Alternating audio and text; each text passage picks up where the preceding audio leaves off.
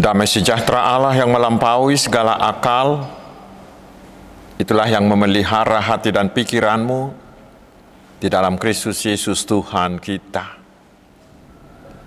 Amin. Selamat hari Minggu saudaraku. Mari kita menerima firman Tuhan yang menjadi landasan khotbah untuk minggu ke-12 setelah Trinitatis hari ini, yaitu dari kitab Amsal pasal yang ke-9, Amsal 9 ayat 1 hingga ayat 6. Saya bacakan untuk kita. Hikmat telah mendirikan rumahnya, menegakkan ketujuh tiangnya, memotong ternak sembelihannya, mencampur anggurnya, dan menyediakan hidangannya. Pelayan-pelayan perempuan telah disuruhnya berseru-seru di atas tempat-tempat yang tinggi di kota. Siapa yang tidak berpengalaman, singgahlah kemari. Dan kepada yang tidak berakal budi katanya, marilah, makanlah rotiku, dan minumlah anggur yang telah kucampur. Buanglah kebodohan, maka kamu akan hidup, dan ikutilah jalan pengertian. Demikian firman Tuhan. Saudara-saudaraku yang dikasihi Tuhan Yesus Kristus, pasti kita masih ingat cerita jadul tentang kancil. Binatang kecil dan tak berdaya itu tetapi bisa mengalahkan binatang besar dan buas, bukan? Si kancil itu menang karena dia cerdik. Si kancil yang tak berdaya, yang kecil itu bisa mengalahkan si kuat dan yang besar karena dia memiliki kecerdasan dan kecerdikan. Saudaraku, topik minggu ini menyerukan agar kita membuang kebodohan dan mengikuti jalan pengertian. Dan buku Amsal ini mengatakan carilah hikmat. Karena hikmat itu lebih berharga dari apapun. Dan dari harta sebanyak apapun. Itulah yang dimaksud dengan ayat 1. Hikmat telah mendirikan rumahnya, menegakkan ketujuh tiangnya. Maksudnya hikmat itulah harta yang sangat berharga dan sangat diperlukan manusia. Sama seperti manusia memerlukan rumah di samping sandang dan pangannya, seperti itulah manusia membutuhkan hikmat. Ini saya baca sebuah legenda dari Cina. Katanya ada seorang suhu, dia punya sumpit, chopstick ya. Tetapi bukan sembarang sumpit. Sumpitnya sumpit ajaib. Karena bila sumpit itu menyentuh apapun, pasti akan berubah menjadi emas. Dan suatu kali entah karena apa, si suhu ini bertemu dengan seorang bapak yang baik dan sederhana. Dan dia ingin memberi hadiah kepada bapak itu. Si suhu itu berkata, mintalah apa saja. Dengan sumpit ini saya akan membuatnya menjadi emas untuk kamu, kata si suhu itu. Tetapi si bapak itu tidak mau. Dia bilang, saya tidak menginginkan apa-apa dari kamu, kecuali sumpitmu itu. Dia meminta sumpitnya. Dia meminta sumbernya, bukan meminta hasilnya. Sama seperti Salomo. Salomo tidak meminta kekayaan, tetapi dia meminta hikmat. Karena hikmat itulah sumber segala kekayaan. Dan hikmat itulah harta yang paling berharga. Saudara-saudaraku, itulah yang menjadi renungan bagi kita sekarang, terutama kita para orang tua. Nampaknya sekarang ini ada kecenderungan orang tua ingin mewariskan harta sebanyak-banyaknya untuk anak-anaknya. Dan untuk itu mereka mau melakukan apa saja pun. Padahal saudaraku, bukankah sering justru harta yang berlimpah itu menjadi ancaman bagi anak-anak kita. Membuat mereka berebutan, membuat mereka menjadi malas bekerja, membuat mereka menjadi berfoya-foya. Fakta untuk itu sudah jamak, sudah banyak, bukan? Apakah kita tidak lebih baik meneladani Salomo dengan mengimplementasikan ayat hariah, nats khotbah hari ini? Lebih baik mewariskan kepada mereka harta yang paling berharga, yaitu hikmat yaitu kecerdasan dari Allah. Karena itu pasti membuat masa depan mereka lebih cerah, bukan? Memiliki harta tanpa kecerdasan akan membuat pemiliknya menjadi budak hartanya, atau mereka tidak akan pasti mereka tidak akan berbahagia. Tetapi memiliki kecerdasan dari Tuhan tanpa harta pun akan membuat pemiliknya itu menjadi bahagia. Karena itulah, karena kita masih dalam suasana perayaan hari ulang tahun proklamasi Republik Indonesia yang ke-79, di pembukaan Undang-Undang Dasar 45 itu dikatakan mencerdaskan kehidupan bangsa. Cerdas di sana artinya sempurna perkembangan akal budinya untuk dapat berpikir, untuk dapat mengerti. Itu berarti bahwa bangsa dan negara ini bertugas mengusahakan kecerdasan, perkembangan akal budi masyarakat melalui pendidikan, melalui pengajaran, melalui pelatihan. Dan itulah sebenarnya, saudaraku, filosofi dari orang kita Batak. Ada nyanyian yang terkenal, hugogo pe macari arian nang bodari lau pasikola honggel leki ai ikon marsikola do satibo tibona ola ni natolap guguki. Hanya pertanyaannya sekarang, apakah filosofi ini masih dilakukan orang Batak sekarang? Saudara-saudaraku yang dikasihi Tuhan Yesus Kristus, buku Amsal dan kitab 1 Raja 3 ayat 9 mengatakan bahwa hikmat itu memberi kita akal budi, sehingga kita mampu mengetahui, kita mampu memahami, kita mampu menimbang, dan kita mampu memutuskan mana yang baik, mana yang tidak baik. Sehingga kita bisa mewujudkan keadilan, kita bisa mewujudkan kebenaran. Dan kita tahu semakin maju zaman ini, semakin tinggi kemampuan manusia, justru semakin sulit membedakan mana yang baik, mana yang jahat. Perbedaan yang jahat dan yang benar itu di zaman itu sudah hanya setipis rambut saja. Hanya seperti perbedaan dari God dengan dog, Tuhan dengan hantu. Karena itulah kita semakin membutuhkan hikmat. Saudaraku, orang yang memiliki hikmat adalah orang yang luar biasa. Kita baca di Amsal 24 ayat 3 sampai 5. Dikatakan, dengan hikmat rumah didirikan, dengan kepandaian itu ditegakkan, dan dengan pengertian kamar-kamar, maksudnya kamar-kamar rumah tadi, diisi dengan bermacam-macam harta benda yang berharga dan menarik. Orang yang bijak lebih berwibawa dari orang yang kuat, juga orang yang berpengetahuan daripada orang yang tegap kuat. Dan di Amsal 16 ayat 16 disebutkan, hikmat itu lebih berharga dari emas dan dari perak. Di Pengkhotbah 7 ayat 17 malah dikatakan hikmat itu memelihara hidup pemiliknya.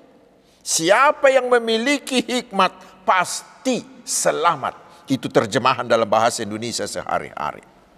Karena itulah orang Batak juga mengatakan halak napistar do opunigugu naso taralo.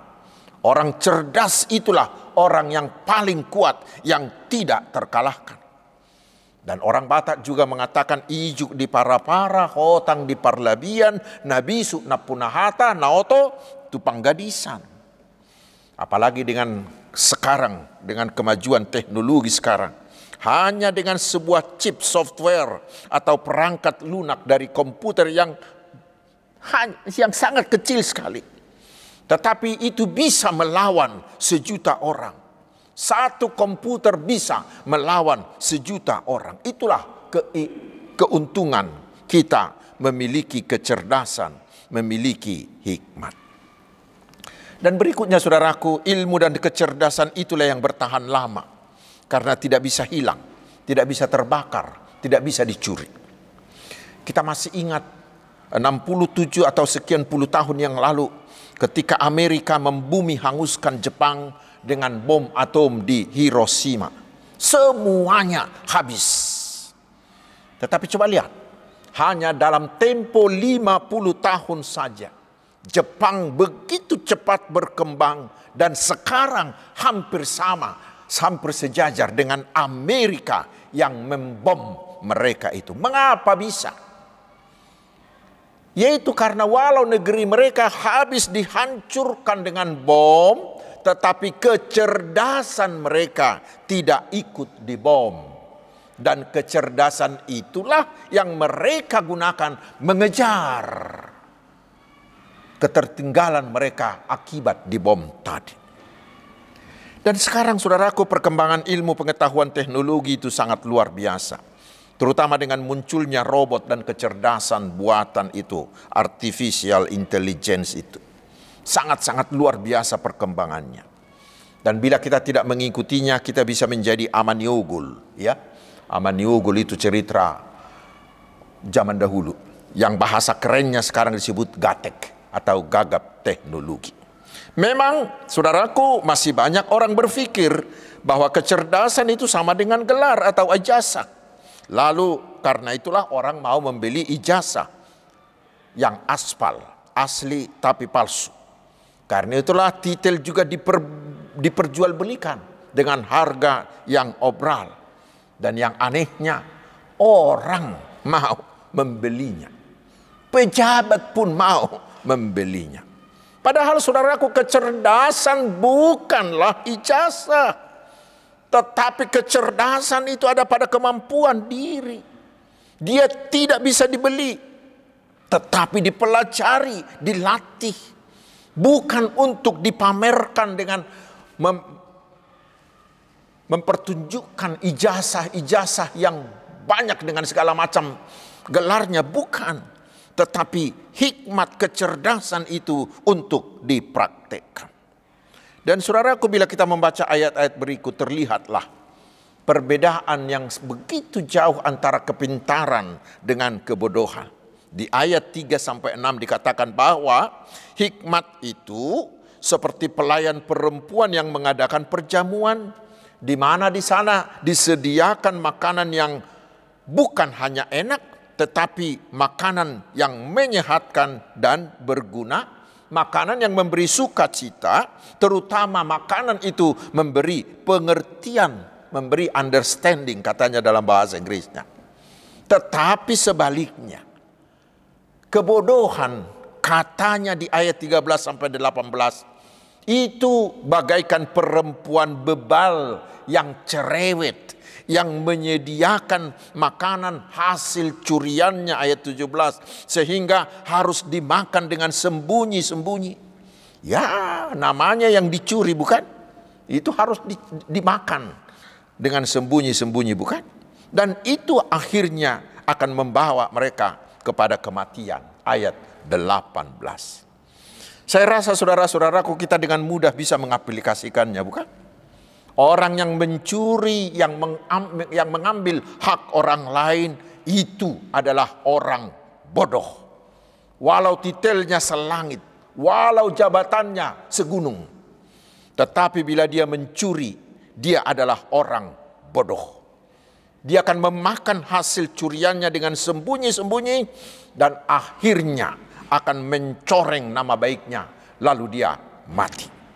Karena itulah sesuai dengan topik minggu ini, kita diajak, jangan mau menjadi orang bodoh, tetapi jadilah orang yang bijaksana dengan cara carilah hikmat.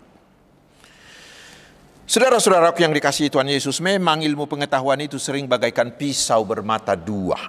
Katakanlah sekarang, banyak ahli-ahli IT, tetapi keahliannya digunakan untuk membobol ATM, untuk membobol Facebook, atau membobol Twitter. Kita membutuhkan semuanya itu. Tetapi tidak jarang semua kemajuan teknologi itu digunakan untuk menipu orang. itu sangat bergantung kepada ilmu itu berada di tangan siapa. Bukan ilmunya, bukan ipteknya yang salah, tetapi sangat bergantung dia berada di tangan siapa. Itu ibarat pisau, bukan? Bila pisau itu ada di tangan ibu-ibu di dapur, itu akan digunakannya mengiris bawang, lalu dia membuat masakan yang enak, bukan? Kalau dia di tangan dokter bedah di kamar operasi, akan digunakannya untuk membuang, untuk menyembuhkan penyakit, bukan? Tetapi bila itu di tangan seorang penjahat, itu akan digunakannya membunuh orang lain, sedikitnya mengancam orang lain, bukan? Untuk itulah saudaraku, bagi kita harus jelas ilmu, kepintaran, kecerdasan yang bagaimana yang harus kita miliki. Itulah kata kunci dari kitab Amsal yang kita baca di ayat 10 dari pasal ini, yang mengatakan permulaan hikmat adalah takut akan Tuhan. Ilmu akan menjadi hikmat bila didasari oleh takut akan Tuhan. Sekali lagi, ilmu akan menjadi hikmat bila didasari oleh takut akan Tuhan. Dan kita tahu salah satu kunci takut akan Tuhan adalah melakukan firman Tuhan, melakukan kehendak Tuhan. Artinya semua ilmu pengetahuan yang kita miliki itu, semua kebijaksanaan yang kita miliki, juga teknologi yang kita peroleh, digunakan dalam takut akan Tuhan dan digunakan sebagai cara untuk melakukan firman Tuhan. Dan itulah yang dimaksud bila kita simak ucapan Tuhan Yesus di Matius 7 ayat 24 sampai 27, yang sebuah perumpamaan tentang orang yang membangun rumahnya. Dan bila kita hubungkan juga dengan Yakobus 1 ayat 27, dikatakan bahwa orang yang bodoh itulah orang yang hanya mendengar firman Tuhan tetapi tidak melakukannya. Tetapi siapakah yang disebut orang yang bijaksana? Siapakah yang disebut orang pintar, orang cerdik itu? Yaitu mereka yang melakukan firman Tuhan. Mengapa bisa orang yang melakukan firman Tuhan menjadi orang yang bijaksana? Mengapa bisa? Karena firman itu adalah Yesus sendiri. Yesus yang adalah Allah yang sudah ada dari mulanya, dari awalnya, yang mencipta segala sesuatunya itu. Firman itulah yang menjadi daging. Dialah logos, dialah hikmat, dialah wisdom dari Tuhan. Karena itu artinya siapa yang melakukan firman Tuhan, mereka sudah menerima Tuhan Yesus dalam hidupnya. Sehingga dengan kehadiran Yesus dalam hidupnya, dia memiliki hikmat, yaitu takut akan Tuhan. Itulah yang disebut dengan orang-orang bijak. Saudara-saudaraku, pasti tidak satu orang pun dari antara kita yang mau disebut sebagai orang bodoh, bukan? Kita semua menginginkan supaya kita disebutkan orang-orang bijaksana, orang pintar, orang cerdik, dan orang-orang yang berhikmat. Karena itulah hari ini kita diundang untuk terus mencari hikmat. Seperti gigihnya kita mencari kebutuhan jasmani kita, seperti gigihnya kita cari makan, demikian juga kita harus gigih mencari pengertian, mencari hikmat. Karena dikatakan di ayat 5, hikmat itu terus memanggil kita. Hikmat itu mengatakan, mari makanlah rotiku, carilah aku. Itu hampir sama dengan pepatah yang mengatakan, carilah ilmu hingga ke negeri Cina. Carilah ilmu sampai kemanapun, cari terus. Bahkan pepatah yang lama mengatakan bahwa belajar itu from womb to tomb, bukan? Mulai dari lahir, mulai dari kandungan, sampai kita mati, tidak pernah berhenti. Harus terus belajar, yaitu belajar takut akan Tuhan. Sehingga kita memiliki hikmat dari Tuhan itu. Saudara-saudaraku, mungkin ini sangat cocok dengan penemuan akhir-akhir ini yang mengatakan bahwa orang yang bijaksana itu harus memiliki sedikitnya 3 kecerdasan, bukan? Yaitu cerdas secara intelektual, cerdas secara akademis yang sering kita sebut dengan IQ. Tetapi itu tidak boleh, tidak cukup. Kecerdasan itu harus dibarengi lagi dengan kecerdasan secara emosional. Itu yang kita sebut dengan EQ, yaitu kemampuan mengenali perasaan kita sendiri, terutama mengenali perasaan orang lain. Kemampuan untuk memotivasi diri kita sendiri, kemampuan untuk mengolah emosi dengan baik pada diri sendiri dan pada orang lain. Eki itu adalah punya perasaan kemanusiaan yang tinggi, punya empati terhadap semua orang. Tetapi yang 2 itu juga tidak cukup. Harus ada yang ketiga, dan ini sangat utama. Itu yang kita sebut sebagai kecerdasan secara spiritual, SQ. Yaitu tahu makna kehidupan, tahu arti nilai-nilai, hidup bermoral, hidup dengan penuh cinta kasih. Ini berhubungan erat sekali dengan hidup takut akan Tuhan, bukan?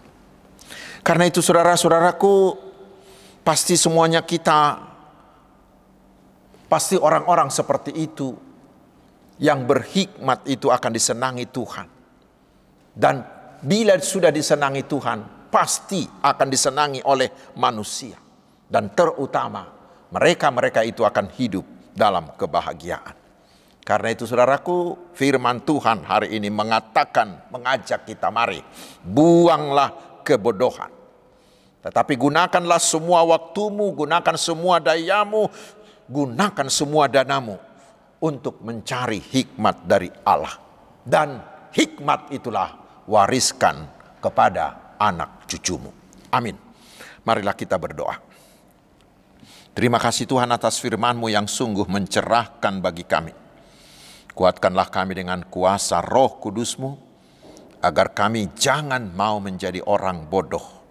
Tetapi biarlah kami semua menjadi orang-orang yang berhikmat, yang takut akan Tuhan, pelaku-pelaku firman Tuhan yang bukan hanya memiliki kecerdasan otak atau kecerdasan emosional, tetapi kami juga memiliki kecerdasan spiritual.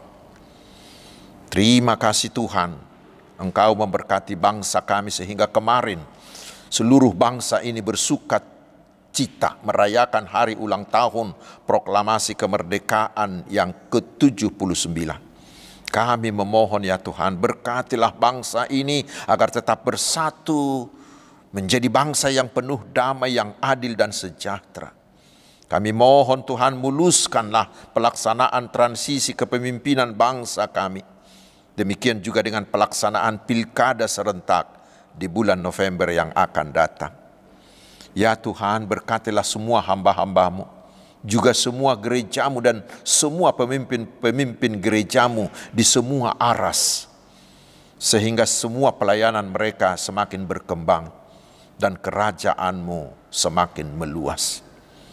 Ya Tuhan, berkatilah kami satu persatu di semua bidang kehidupan dan aktivitas kami, sehingga kami bisa menjalani kehidupan ini dengan penuh sukacita, dengan penuh pengharapan. Dan biarlah Tuhan memberi kami kesuksesan dan keberhasilan. Terima kasih Bapa yang Maha Murah, Tuhan andalan dan gunung batu kami. Di dalam nama Tuhan Yesus Kristus Juru Selamat kami berdoa. Tetapi kehendak-Mu lah yang jadi atas kami. Amin.